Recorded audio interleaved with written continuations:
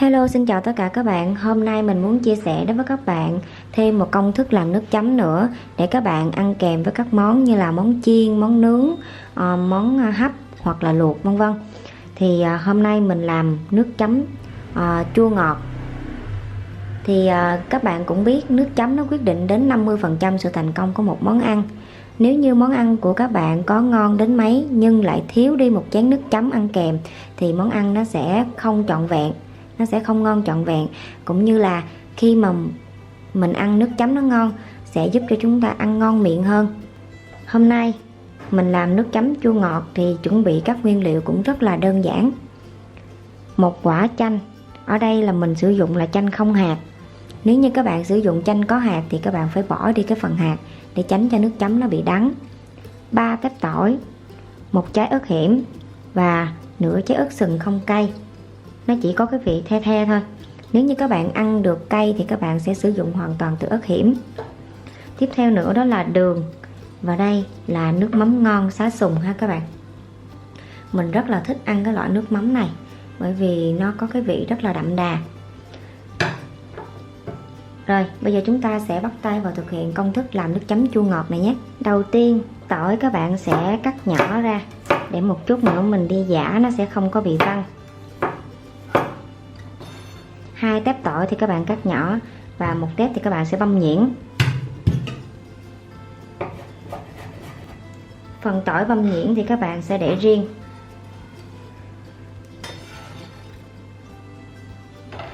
Tương tự thì ớt các bạn cũng sẽ cắt nhỏ. Rồi, ớt sừng không cay thì các bạn sẽ bỏ đi cái phần hạt.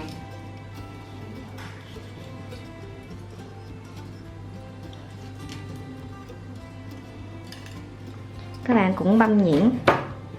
Bình thường khi mà mình làm nước chấm chua ngọt này thì mình hoàn toàn là giã bằng tay chứ mình không băm nha các bạn.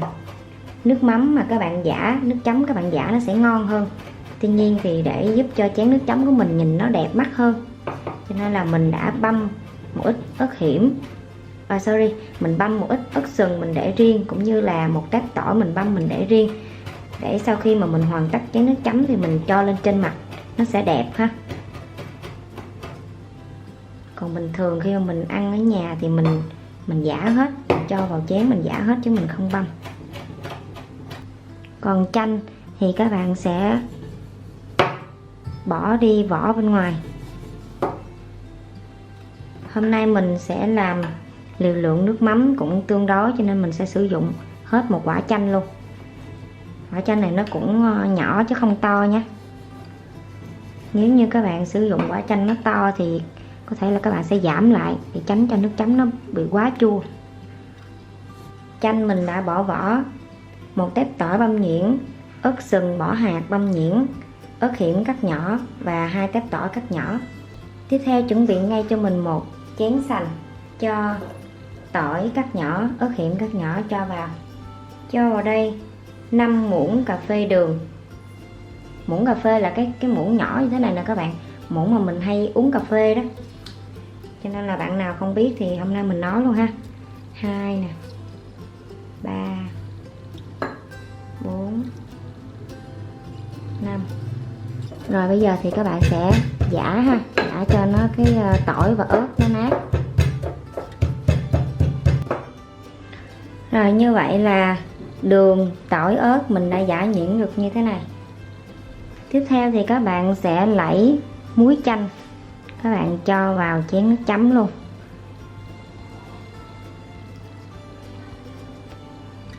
Các bạn biết không, nước chấm á, nó dễ bị đắng là do thứ nhất là hạt chanh hoặc là do cái lõi trắng này nè. Cho nên là mình phải bỏ ra, mình chỉ lấy cái muối chanh thôi thì nước chấm của mình nó sẽ có cái vị chua nhưng mà không bị đắng nhé.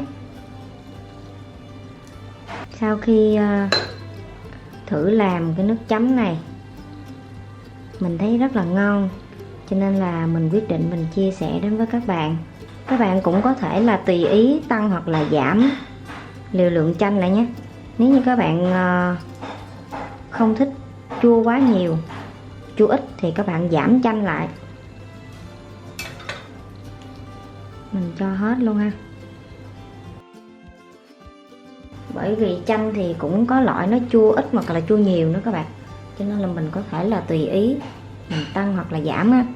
Rồi tiếp tục các bạn dùng chài hoặc các bạn giã cái muối chanh cho nó nát ra ha. Và các bạn nhớ là lúc này mình giã nhẹ thôi, nếu không là nó sẽ văng tung té luôn á.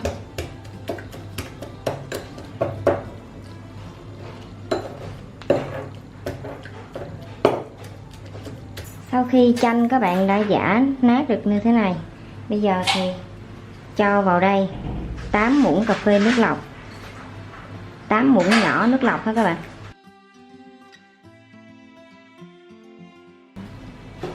Rồi các bạn nhớ là mình sẽ cho nước ấm nha, nước ấm như vậy thì đường nó sẽ nhanh tan hơn.